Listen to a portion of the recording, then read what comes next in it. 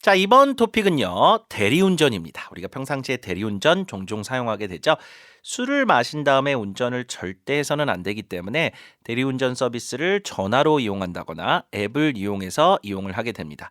그런데 이 대리운전 서비스가 다른 나라에는 흔하게 있는 서비스가 아닌 경우가 대부분이기 때문에 이걸 영어로 설명을 잘 하기 위해서는 영어권에 쓰는 단어들을 잘 조합해서 설명을 해줘야겠죠. 자, 결론을 좀 말씀을 드리자면 designated driver service. 자, 이것이 입지형 지필진이 가장 그럴듯하게 만들어낸 단어입니다. 영어권에서 designated driver라고 하면요. 같이 사람들끼리 이렇게 술자리를 했는데 그 중에 한 명이 운전을 하기 위해서 술을 안 마시는 사람, 그 사람을 designated driver라고 합니다. 자, 그런데 우리나라에는 뭐 그런 문화는 없지만 designated driver service 이 단어를 붙이면 왠지 돈을 내고 그런 designated driver를 이렇게 불러달라고 하는 것이라고 하는 느낌을 줄 수 있습니다. 그래서 대리운전을 여러분이 영어 단어로 찾으려고 하시면 이게 잘 안 찾아지니까 이렇게 그분들이 이해할 수 있게 도와주는 게 좋은 것 같거든요. 그래서 결론을 이렇게 designated driver service로 드린다는 점 이해 부탁드립니다. 자, 그러면요. 일단은 뭐 여러 가지 방법이 있겠죠. 요즘 같은 경우는 신용카드로 다 앱에 연동돼서 결제도 다 되고 어디에 오시는지도 다 알 수 있고 몇 분 정도 걸리는지도 다 나오잖아요. 자, 그러면 이 대리운전을 하는 이유는 궁극적으로는 술을 마셔서 그렇게 하는 경우가 많죠. 물론 뭐 피곤해서 그럴 수도 있겠지만 그럼 이제 음주운전 얘기를 안 할 수가 없습니다. 음주운전은 영어로 drunk driving이라고 하죠. drunk driving. 그런데 음주운전을 부르는 또 다른 말이 하나 있습니다. DUI라고 하는 약자가 있는데요. 이것은 뭐의 약자냐면 driving under the influence의 약자입니다. driving under the influence. 여기 influence는 어떤 영향이 술의 영향, 어떤 약물의 영향을 말하는 겁니다. 그래서 어떤 술 기운이 있는 상태에서 운전하는 것 이렇게 보시면 되는데요. 이게 길다 보니까 영어권에서 그냥 더 쉽게 DUI라고 줄여서 얘기하는 겁니다.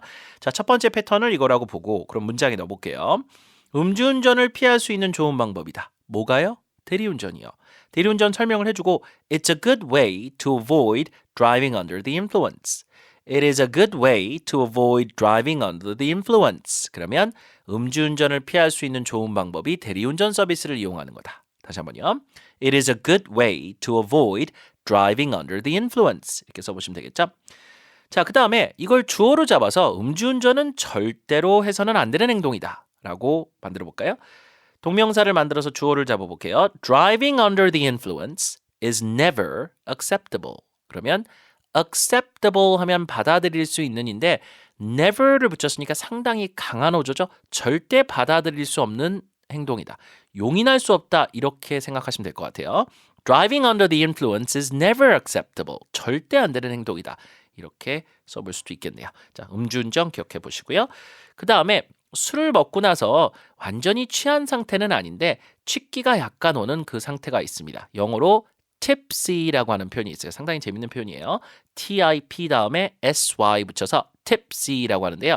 Be a little tipsy. 자, 와인 한두 잔 먹고 나서 약간 그 취기가 오는 상태를 말합니다. 자, 어제 저녁에 내가 약간 취했다. 많이는 아닙니다. Last night I was a little tipsy. Last night I was a little tipsy. 이렇게 쓸 때 쓸 수 있는 표현이고 예를 들어 그 친구는 술 한 잔만 들어가면 좀 말이 많아져. 약간 이런 느낌이죠. She talks a lot when she is a little tipsy. 다시 한번.